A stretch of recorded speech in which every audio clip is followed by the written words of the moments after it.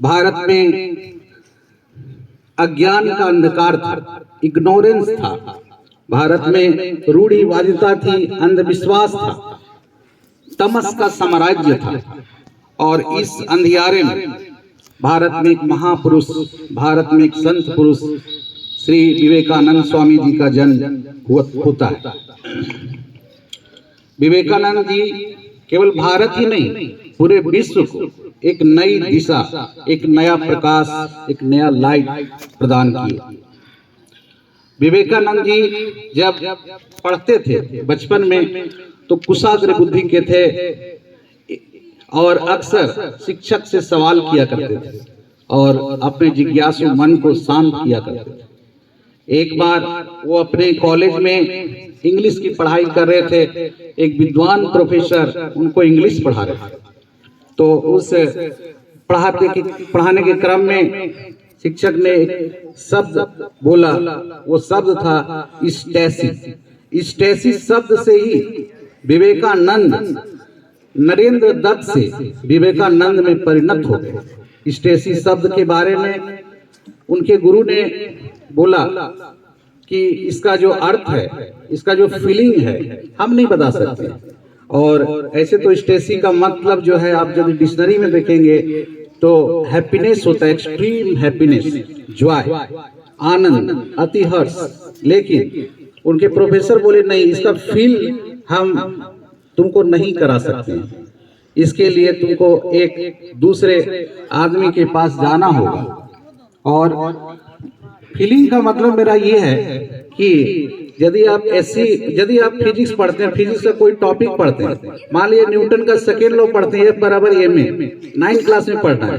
लेकिन जब आप उसी टॉपिक को फील करना चाहते हैं तो आप SC वर्मा का न्यूमेरिकल बनाते हैं, तो आपको F बराबर ma जो है अच्छी तरह से फील होता है। जो 11th साइंस के स्टूडेंट है, 12th साइंस के स्टूडेंट है, वो जानते हैं कि F बराबर ma का क्या महत्व है। यदि आप हिस्ट्री के किसी टॉपिक को फील करना चाहते हैं तो आप चंद्रा साहब का बुक पढ़ो।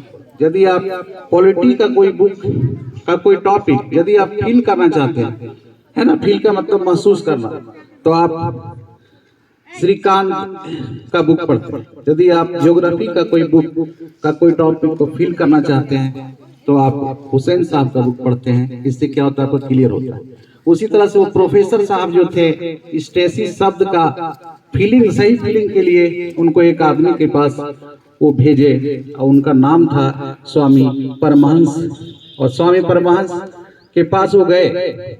विवेकानंद शुरू में जब वो नरेंद्र दत्त थे उस समय वो बिल्कुल नास्तिक थे, उनको ईश्वर में कोई आस्था नहीं थी। वो साइंस पढ़ा करते थे, आर्ट्स पढ़ा करते थे। जब वो परमहंस बाबा के पास गए तो उनसे फिर वही सवाल वो पूछे जो अक्सर वो पूछा करते थे। उनका सवाल था, क्या आपने ईश्वर को देखा है? तो स्वामी परमहंस बाबा ने बोला कि हाँ, मैंने देखा है, मैं देखता भी हूँ और मैं तुमको भी दिखा सकता हूँ।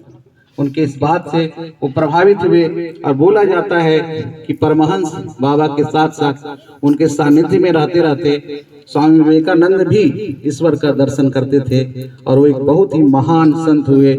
और इतने बड़े संत कि 1893 में अमेरिका में एक सम्मेलन हो रहा था, एक धर्म सभा हो रही थी अमेरिका के शिकागो में। उसमें वो मात्र 2 मिनट के भाषण पूरी दुनिया को ये बताए कि भारत कोई सपेरों का देश नहीं है, भारत कोई सांपों का देश नहीं, भारत कोई गुलामों का देश नहीं, भारत जो है विश्व गुरु है। और उसके बाद से पूरे दुनिया का ये परसेप्शन चेंज हुआ कि भारत जो है वो विश्व गुरु है, भारत आध्यात्मिक क्षेत्र में शिखर पर।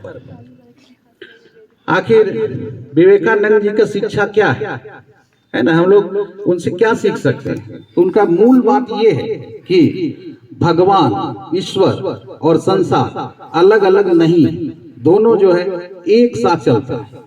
ये संसार ईश्वर से बना है, ये विवेकानंद जी का मार्ग है। लेकिन ये चीज हम लोग के भारतीय संस्कृति में लाखों वर्षों से चला रहा था, लेकिन गुलामी की जंजीरों के कारण जब आदमी पूरा निराश था तो भगवान से उनका विश्वास उठ चुका था। विवेकानंद केवल जगाने के लिए आए थे।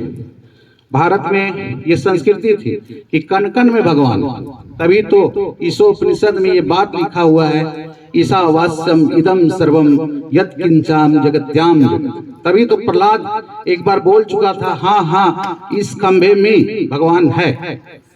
और इसी के साथ विवेकानंद जो है वो अपना वक्तव्य, अपना जो है सुशिक्षा देते थे। विवेकानंद अक्सर कहा करते थे, materially you are nothing but spiritually you are everything. Vivekananda ने कई किताबें लिखी। विवेकानंद ज्ञान योग, कर्म योग, भक्ति योग पर कई किताबें लिखी।